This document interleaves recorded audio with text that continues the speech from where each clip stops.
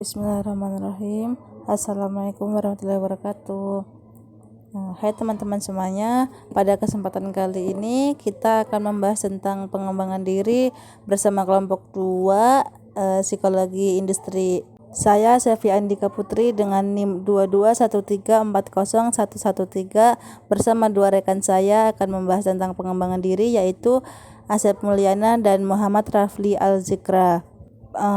Pada kesempatan kali ini pokok bahasan yang kita bahas ada 5 poin, yaitu pengertian atau definisi dari pengembangan diri, terus kemudian manfaat dari pengembangan diri, terus cara-cara mengembangkan diri, kendala-kendala yang ada dalam pengembangan diri, dan juga hukum dalam pengembangan diri. Langsung saja kita ke inti pembahasan. Yang pertama yaitu ada pengertian pengembangan diri. Sebelum saya menjelaskan lebih jauh tentang pengembangan diri, coba kita flashback ke 5 tahun yang lalu. Dimana sekarang 2023, berarti 5 tahun yang lalu adalah 2018. Coba dibandingkan antara 2018 dengan 2023 ini, berbeda sekali kan? Pasti dari segi pemikiran kita atau ilmu kita atau fisik kita pasti berbeda. Nah, seperti itulah manusia itu pasti berubah-ubah dan berkembang. Nah, ini itu adalah cara untuk mencari dan mengasah keterampilan dan kualitas, mempertimbangkan dan menentukan tujuan hidup kita apa, terus menetapkan sebuah goals untuk mewujudkan dan memaksimalkan potensi kita. Jadi tujuan utama dari pengembangan diri itu pasti membimbing dan membantu kita agar menjadi versi terbaik dari diri kita. Kita mengukur hal apa yang perlu kita lakukan, seperti itu.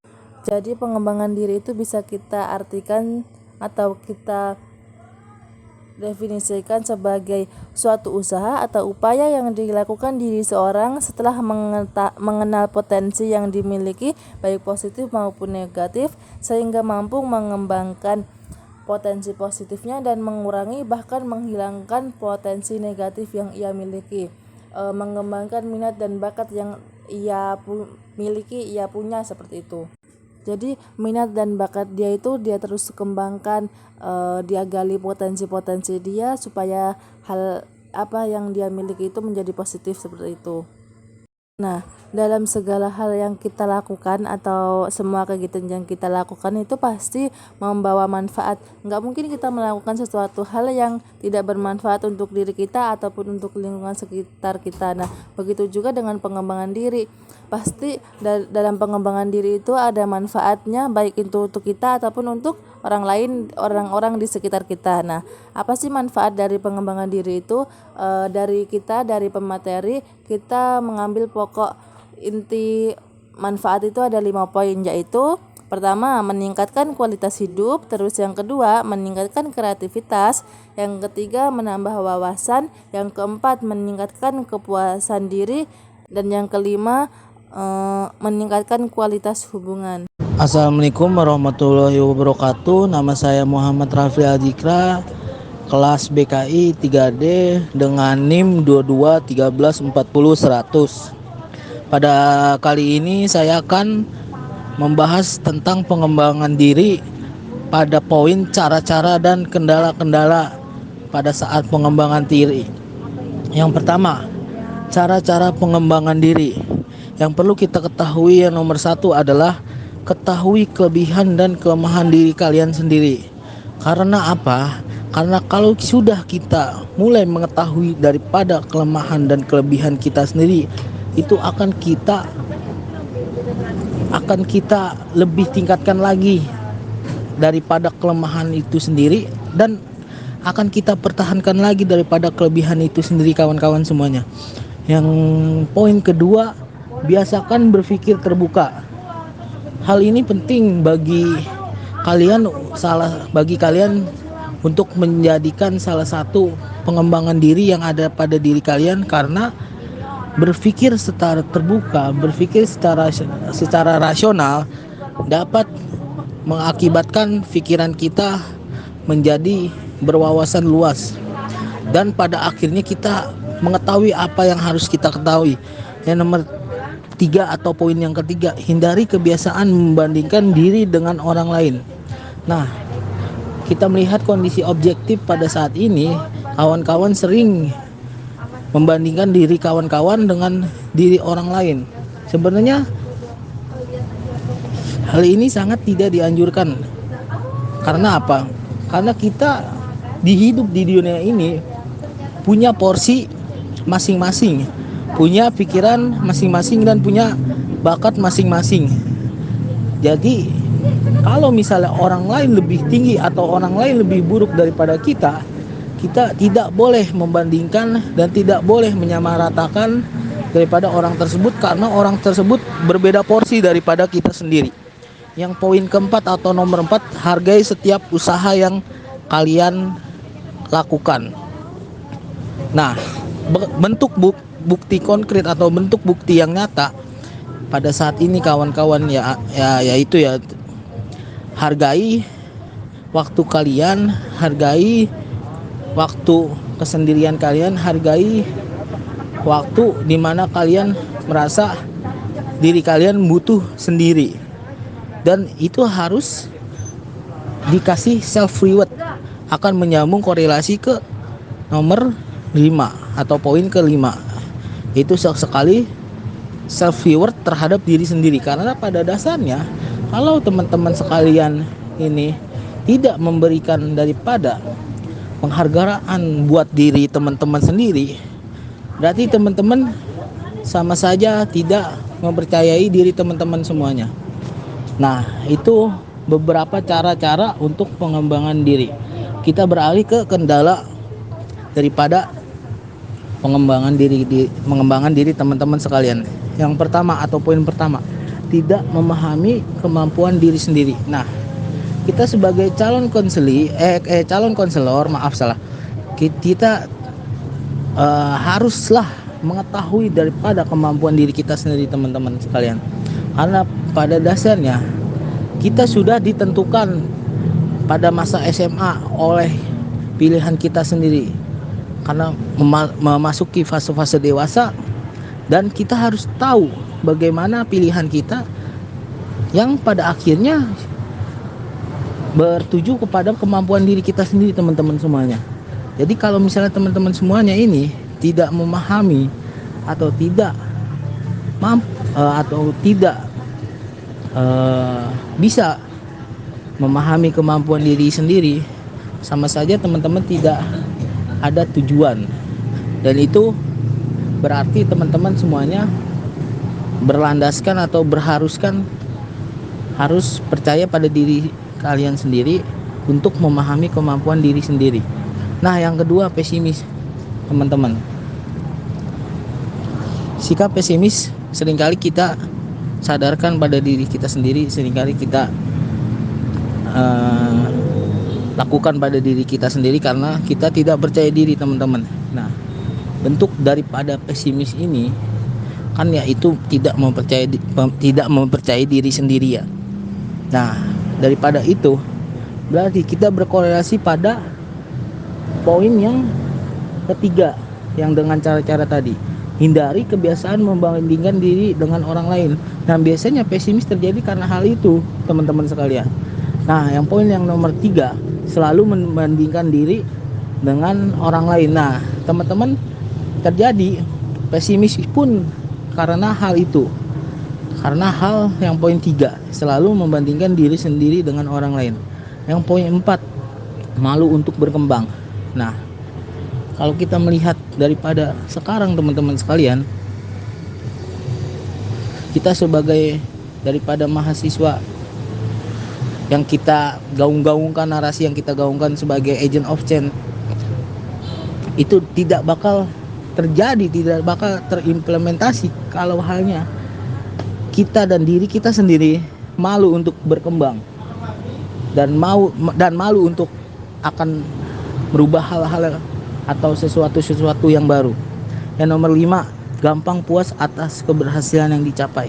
Nah, teman-teman sekalian, poin yang kelima ini sangat realistis daripada poin-poin yang sudah saya jelaskan tadi, karena kita terlalu puas akan apa hasil, kita terlalu puas akan kinerja kita sendiri, tetapi kita tidak mengevaluasi daripada hasil atau kinerja kita sendiri.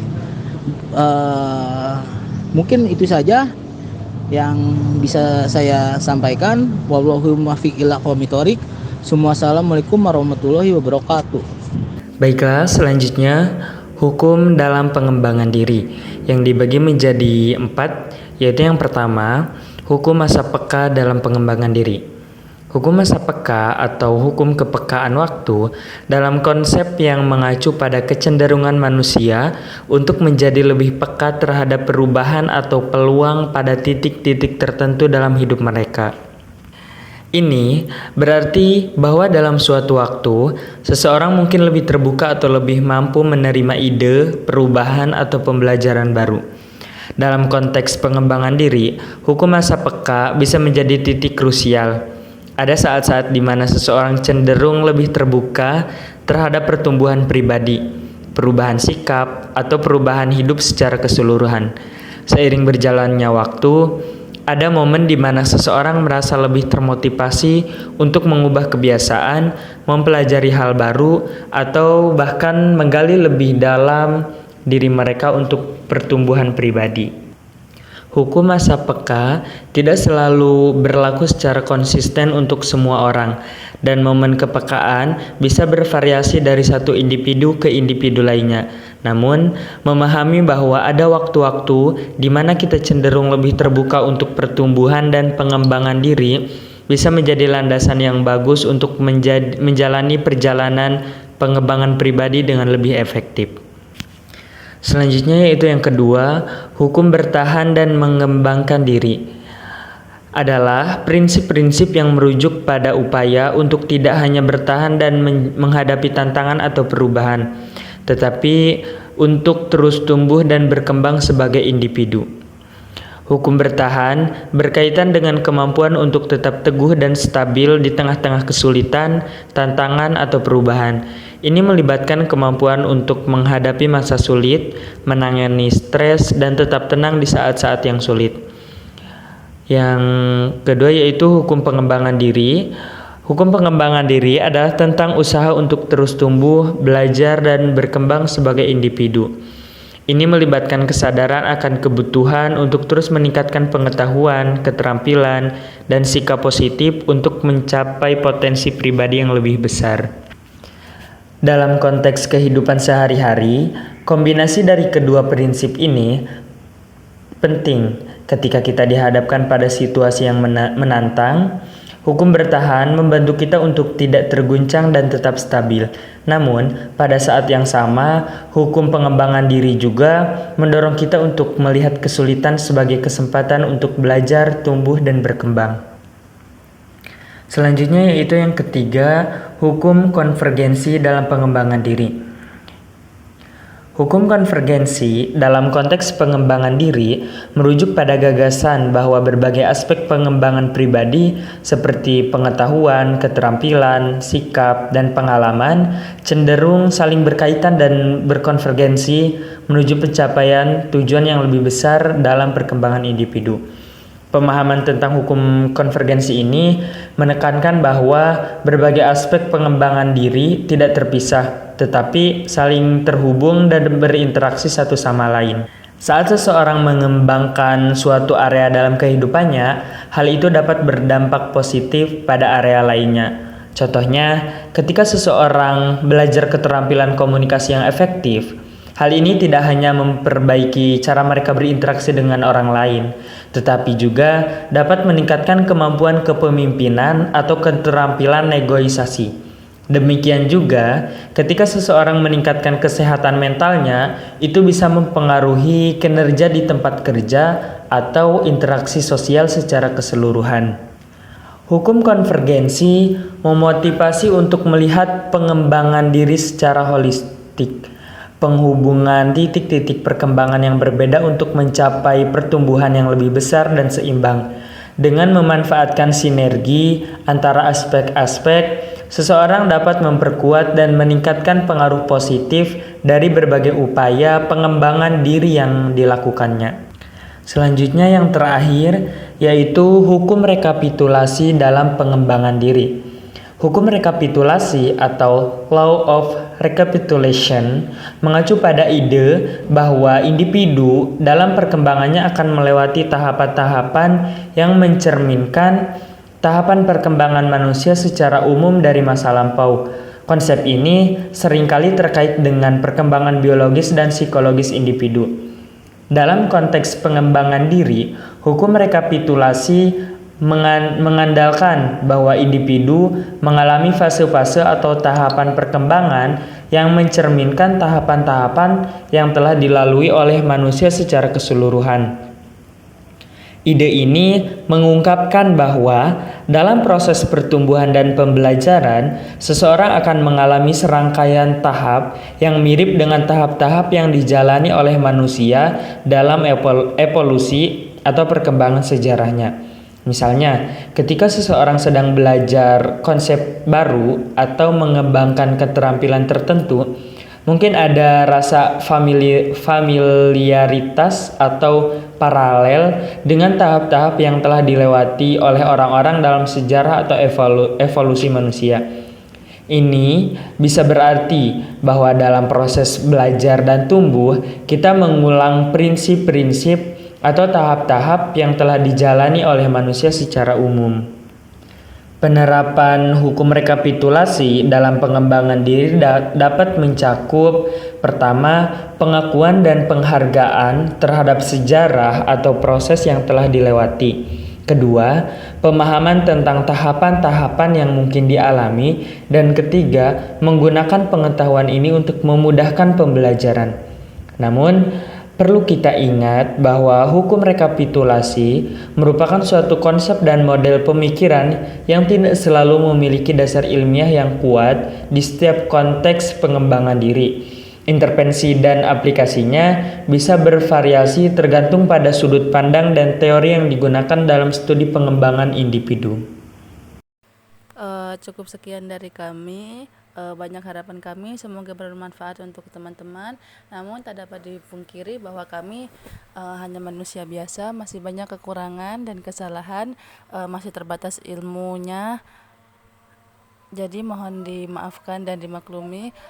Terima kasih banyak. Assalamualaikum warahmatullahi wabarakatuh.